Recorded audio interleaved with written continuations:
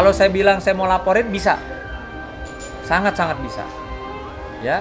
Jadi kalau ada pengacara senior itu bilang tidak bisa dilaporkan, kata siapa? Emang dia hakim? Ya, jangan mendului inilah proses-proses peradilan. Contohnya jangan mendului proses peradilan bahwa saat ini Mas Ferry sudah sebagai laki-laki bertanggung jawab, ya, masuk dalam tahanan pihak kepolisian. Artinya dalam proses hukum ini, yuk sama-sama kita jangan menjustifikasi. Banyak sekali contoh orang yang masuk ditahan belum tentu dia salah. Contohnya kemarin kawan saya juga Nikita Mirzani, ya, masuk memutuskan apa? Bebas. Artinya masyarakat harus belajar lah, jangan cepat mengambil kesimpulan, jangan cepat menjustifikasi, menghakimi seseorang. Dan yang terutama pihak sebelah didampingi oleh pengacara yang senior, yang katanya ahli dan pakar hukum, harusnya bisa mengedukasi bahwa tidak boleh loh kita mendahului hukum, ya, dengan menghakimi orang. Nah, seperti buat edukasi juga kepada masyarakat dan para advokat khususnya. Tidak terkecuali apakah dia junior seperti saya atau senior. Artinya melihat, ya, fenomena yang sedang viral saat ini, yang sebenarnya urusannya adalah urusan rumah tangga, ya, nggak perlu lagi deh, udah cari-cari cari-cari bala bantuan. Kayak saya juga sangat menyayangkan, ya, ada seorang pengacara senior yang ada di pihaknya istri daripada klien saya ini menyatakan bahwa terkait dengan kasus kami mensomasi atau menegur, ya, menegur Denny itu, katanya saya dibilang oknum, ya, oknum, ada oknum pengacara, ya, yang mensomasi secara terbuka. Sekarang pertanyaan saya, kok bisa pengacara senior seharusnya yang membimbing kami sebagai yang junior ini menyatakan kami itu oknum? Apa yang saya lakukan, apa yang saya sama Bang Nahak lakukan, itu adalah diatur dalam undang-undang advokat, yaitu mensomasi, ya, mensomasi seseorang, menegur seseorang ketika atau dianggap, ya, sudah menjadi satu persoalan kepada klien kami. Kami melakukan itu loh, melakukan tugas sebagai advokat. Kenapa dibilang kami ini oknum? Oknum berarti saya sama Bang Nahak dibilang oknum sama pengacara senior itu. Kenapa kami dibilang oknum? Ya, yang pasti kami keberatan dibilang oknum karena saya dan Bang Nahak tidak pernah, ya, menjadi pelaku KDRT atau dilaporkan KDRT oleh siapapun, ya. Yang pasti kami keberatan dibilang oknum karena sampai saat ini, ya, jelas kartu izin advokat kami itu dikeluarkan oleh organisasi Kongres Advokat Indonesia, ya, artinya jelas legalitas kami, sehingga kami sangat keberatan kalau dibilang kami ini oknum. Kami tidak pernah dipecat oleh organisasi manapun, terutama di tempat kami memiliki atau memegang kartu izin praktek sebagai seorang advokat, ya. Jadi itu perlu saya sampaikan bahwa sudah, jangan lagi menawarkan jasa-jasa, dibilang udah jangan takut disomasi sama para oknum-oknum junior, ya kan, nanti saya dampingi secara gratis. Nggak perlu begitulah, ya. Kalau mau pansos atau mau cari panggung, nggak perlu begitu caranya. Orang keluarga dari siang, ya, itu kan kalau nggak salah si pengacara senior itu bikin video malam hari, ya, padahal dia nggak tahu kalau siangnya Denny Sumargo sudah menghubungi saya dan sudah mengklarifikasi, sudah meminta maaf, dan saya setelah selesai menutup telepon dengan Denny Sumargo, saya menghubungi pihak keluarga, ya, keluarga dari beberapa kakak beradik langsung merespon, ya sudah, kita maafkan, tapi juga mereka harus berembuk kan, kepada keluarga besar. Artinya sudah boleh dibilang tidak ada persoalan. Ngapain lagi nawar-nawarin jasa? Mau ngapain? Mau ini apa istilahnya, mau memperkeruh suasana atau membuat gaduh? Jangan begitulah, contohkan kepada kami gitu loh. Yang junior ini contohkan kepada kami bagaimana penyelesaian perkara itu, terutama persoalan kasus-kasus keluarga itu bisa duduk bersama, ya, bisa selesai bersama dengan baik. Ingat, biar bagaimana ini masih keluarga, belum ada putusan hukum, belum ada putusan cerai. Jadi saya memohon, ya, saya meminta kepada masyarakat dan senior saya untuk tidak lagi ikut campur atau memperkeruh suasana dengan bahasa-bahasa atau opini-opini yang dibentuk. Tidak perlu untuk mengambil atau memperkeruh suasana lagi. Walaupun kalau ngomong bisa, lapor bisa. Kita objektif secara hukum atau gimana Bang? Bisa? Ya, jadi dari sisi hukum ya. Dari sisi hukum ya. Ketika video itu di-share dan yang merasa dirugikan itu kan Mas Ferry dan keluarga. Dan yang sehingga boleh bisa melakukan laporan polisi karena udah pasti melanggar undang-undang itu. Makanya dari situ ini kan karena kesepakatan keluarga saja. Saya kembali lagi bahwa kalau bicara hukum kita tidak boleh mendahului proses peradilan, ya. Jadi kalau kita bilang kita laporkan bisa saja, dan itu kan berproses. Karena di sini ada yang dirugikan itu, karena tidak ada Mas Ferry itu menyuruh untuk di-share, menyampaikan kepada publik. Betul. Ini kan video dia sendiri, secara privat dia berikan kepada keluarganya untuk permohonan maaf secara privat. Tapi ternyata kan itu dipublikasikan tanpa seizin dan tanpa hak. Nah inilah persoalannya ketika undang-undang ITE itu hadir. Makanya saya hanya minta supaya pihak-pihak yang tidak terkait dalam urusan ini, apalagi tidak punya kapasitas, bukan keluarga atau kuasa hukum, supaya jangan ikut-ikut memperkeruh suasana ini.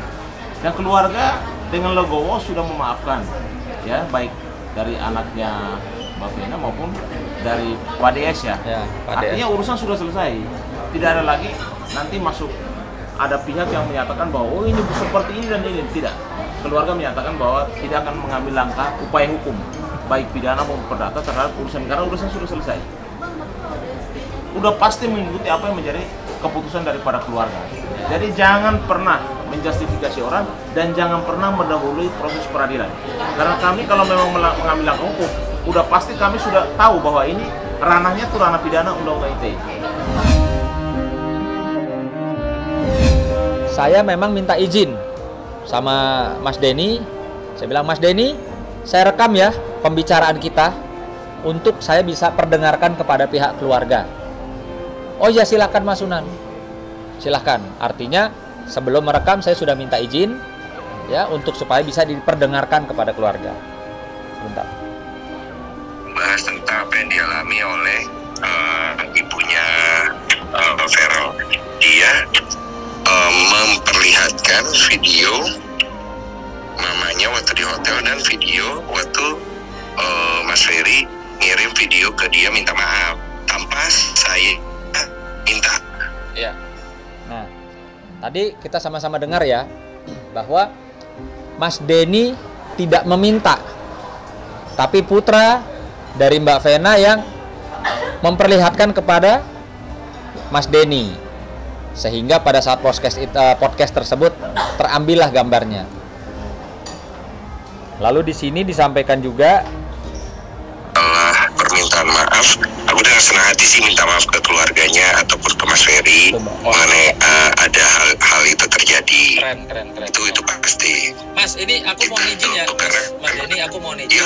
Aku sambil nyetir, aku sendiri dalam mobil, aku sambil nyetir dan percakapan kita ini aku rekam untuk aku sampaikan ke keluarga bahwa ada itikat dari Mas Denny itu supaya tidak melebar kemana-mana, Mas. Gitu. Ya, jadi kalau yang tadi gimana? Yang tadi udah direkam. Udah saya untuk saya. Nah, artinya tadi kita sama-sama dengar bahwa memang percakapan saya per telepon sama Mas Denny, saya bilang saya rekam guna untuk menyampaikan langsung kepada pihak keluarga. Jadi tadi keluarga sudah mendengar barusan ya bahwa ada itikat baik dari seorang Denny Sumargo, ya, dia menyampaikan permohonan maafnya. Nah, mungkin untuk selebihnya saya serahkan kepada pihak keluarga. Keluarga udah rembukan mungkin kan? Keluarga sudah rembukan, dan khususnya kami sendiri pun tidak mau memperpanjang masalah ini. Kita mau memaafkan saja. Namanya kemarin sempat disampaikan ya, kalau manusia itu kan nggak luput dari salah. Kadang hilaf, kadang tidak sengaja, maupun disengaja. Yang penting untuk masalah video tersebut udah ada klarifikasi dari Bang Deninya sendiri, kita juga udah mendengar semuanya dari Bang Sunan. Ya udah, keputusan dari keluarga setelah rembukan bahwa kita tidak melanjutkan, kita mau menerima maafnya, ya kita sama manusia saling memaafkan saja. Mas Arif? Kalau dari saya sih, kalau dari saya intinya, karena saya yakin Mas Denny Sumargo juga orang yang baik ya, karena dia kan saya selalu lihat juga di podcastnya gitu. Jadi saya pribadi beserta keluarga sudah berdamai di sini. Buat apa sih kita toh sama-sama aja kok di sini. Kok orang udah mau minta maaf, buat apa lagi kok kita nggak maafkan? Intinya seperti itu. Kita sih siapapun yang meminta maaf kita maafkan kok. Kita senang dengan perdamaian. Intinya begitu. Ya cukup. Jadi ini pun kemarin kita udah bahas ya sama keluarga ya. Artinya tidak perlu kita melakukan upaya hukum terhadap putra-putranya Mbak Vena, ya, putra-putranya Mbak Vena. Kenapa? Biar bagaimanapun, ya, ini kan kedua belah pihak ini masih keluarga, masih terikat dalam satu perkawinan. Maka saya juga menyampaikan kemarin pada pihak keluarga, ya seyogyanya, namanya mungkin anak-anak ya masih emosi ngelihat dapat laporan dari ibunya di KDRT, mungkin juga kan ada